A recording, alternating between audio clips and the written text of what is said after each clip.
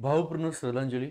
धर्मेंद्र एका काळाचा त्या ठिकाणी अंत झालेला असं म्हणता येणार नाही, कारण ते त्यांच्या या चित्रपटातून सदैव आपल्यापर्यंत राहणार आहेत, परंतु त्यांचा आवाज आहे तो आता आपल्यापर्यंत राहणार नाही.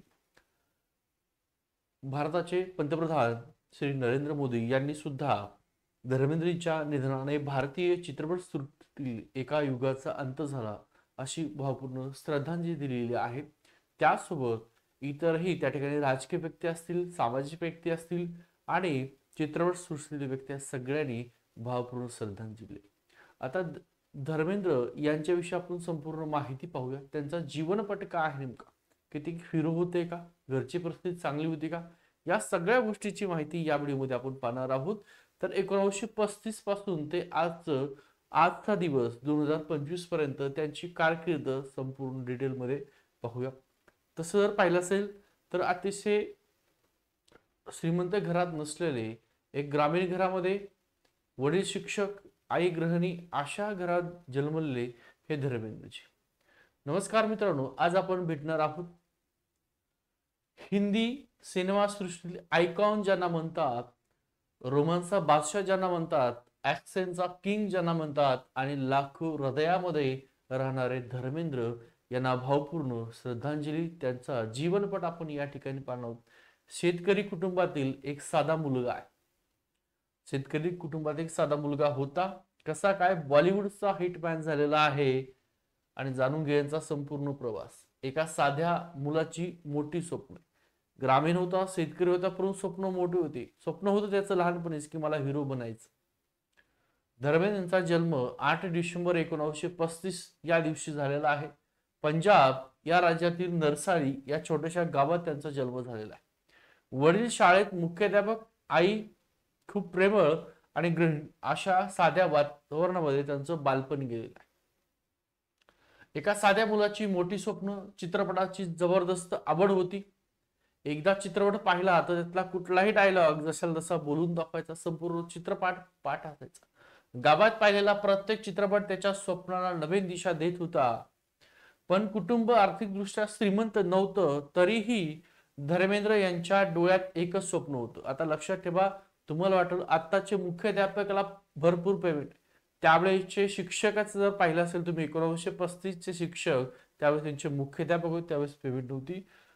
तर त्यावेळेस त्यांचं स्वप्न होतं की मला हिरो बनायचंय. काय बनायचं? हिरो. पैसे नाहीयेत. बघा, एका साध्या मुलाची मोठी स्वप्न. 1950 या दशकामध्ये ते मुंबईला आले. हातात कुठल्याही प्रकारे पैसा नाहीये, ओळखीचं मुंबईला कोणी नाहीये, शिकलेली कुठल्याही प्रकारची ऍक्टिंग शिकलेली नाहीये, अशीच त्या ठिकाणी ऍक्टिंग जन्मताच करत आलेले. पण जिद्द मोठी होती लहानपणापासूनच की मला हिरो व्हायचं. रात्री स्टेशनला झोपायचे, दिवसभर कार्यालय फिरायचे नोकरीसाठी, स्टुडिओ समोर तास उभे राहायचं आणि अशा संघर्षातून त्यांनी आपली ओळख निर्माण केलेली आहे. 1958 मध्ये त्यांना फिल्म फेअर टॅलेंट हंट ही स्पर्धा होती. या स्पर्धेत धर्मेंद्र यांनी भाग घेतला आणि याच स्पर्धेनं त्यांचं पूर्ण आयुष्य, त्या ठिकाणी भविष्य बदलून टाकलं, आयुष्य बदलून टाकलं. पहिला ब्रेक आणि यशाचा प्रवास. मग 1960 मध्ये दिल भी तेरा हम भी तेरे या चित्रपटामधून त्यांनी पदार्पण केलेले. इमेज दिसत आहे, दिल भी तेरा हम भी तेरे हा जो चित्रपट आहे 1960 मध्ये त्यांनी बॉलिवूडमध्ये प्रवेश केला आणि इथून पुढे मग त्यांची कारकीर्द सुरू झाली. त्यांची देखणी व्यक्तिमत्व, सहज अभिनय आणि जबरदस्त स्क्रीन प्रेझेंट यामुळे ते लवकरच प्रेक्षकांच्या मनात घर करून बसले. बंदिनी, अनपढ, हकीकत, मेरे हमदम मेरे दोस्त या चित्रपटाने त्यांना सुपरस्टार बनवलं. रोमांसचा बादशाह ज्यांना म्हणतात, धर्मेंद्र यांना बहुतेक जण रोमॅन्टिक हिरो म्हणूनच अनेक जण ओळखतात. त्यांच्या डोळ्यातील भाव, स्मितहास्य आणि नैसर्गिक ऍक्टिंग ते स्त्री प्रेक्षकांच्या हृदयामध्ये सम्राट झाले. हेमा मालिनी आणि धर्मेंद्र यांची जोडी तर प्रेक्षकांना कमालच आवडत होती. शोलेमध्ये वीरूने बसवलेल्या पाण्याच्या टाकीवरून जो काही डायलॉग झालेला आहे तो सीन आजही इतिहासामध्ये नोंदवलेला आहे. ऍक्शन किंग आणि हिटमॅन 1970 नंतर धर्मेंद्र ऍक्शन हिरो म्हणून ओळखू लागले. त्यांचा राजा राणी, शोले, धर्मवीर, रोटी कपडा, और मकान, यादों की बारात हे सगळे चित्रपट, प्रतिज्ञा, ठीक आहे, राजा राणी आणि प्रतिज्ञा सारख्या चित्रपटांनी त्यांना हिटमॅन ऑफ बॉलिवूड असं त्या ठिकाणी किताब दिला. त्यांच्यातील ताकद, दमदार डायलॉग, फाईट सीन्स सगळं काही प्रेक्षकांना वेड लावत होतं. वैयक्तिक त्यांचं जीवन पाहिलं असेल तर धर्मेंद्र यांची 2 लग्न झालेली आहे. पहिलं प्रकाश कौर, त्यानंतर अभिनेत्री हेमा मालिनी आणि सनी देओल, बॉबी देओल ही पहिल्या पत्नीचे आहेत. त्यानंतर ईशा देओल, आहना देओल असे त्या ठिकाणी त्यांची मुलं आहेत. देओल कुटुंब आजही बॉलिवूडमधील प्रतिष्ठित कुटुंब मानलं जातं.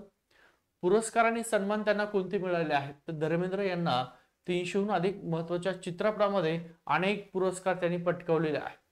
2012 मध्ये अलीकडेच त्यांना भारतीय सिनेमाचा सर्वोच्च ज्याचा सन्मान म्हटलं जातं तो फिल्मफेअर लाईफ टाईम अचिव्हमेंट पुरस्कार त्यांना मिळालेला आहे. त्याची कामगिरी म्हणजे मेहनत, जिद्द आणि सातत्य याचं उत्तम उदाहरण. आजही धर्मेंद्र यांची लोकप्रियता तशीच आहे. सोशल मीडियात ते शेतातील व्हिडिओ, कविता आणि नैसर्गिक जीवनशैली संदर्भामध्ये बोलताना दिसतात. वय वाढलं परंतु त्या ठिकाणी मन मात्र तितकं तरुण त्यांचं होतं. धर्मेंद्र यांचा प्रवास म्हणजे गरीब घरातील एक मुलगा, मोठी स्वप्न, कठोर संघर्ष, मोठी जिद्द आणि सातत्य, मेहनत या जीवावर तो बॉलिवूडचा त्या ठिकाणी सुपरस्टार होतो. आज ते लाखोंच्या हृदयामध्ये जिवंत आहेत, कारण धर्मेंद्र फक्त अभिनेता नाही तर ती एक भावना आहे. या धर्मेंद्राविषयी संपूर्ण माहिती, त्यांचा जीवनपट एक चांगल्या प्रकारे सांगण्याचा प्रयत्न केलाय. त्यामुळे पुन्हा त्यांच्या आत्म्यास शांती लाभो. भावपूर्ण श्रद्धांजली. व्हिडिओ आवडला तर नक्की व्हिडिओला लाईक करा, शेअर करा आणि सबस्क्राईब करायला त्या ठिकाणी विसरू नका. ठीक आहे, थांबतो.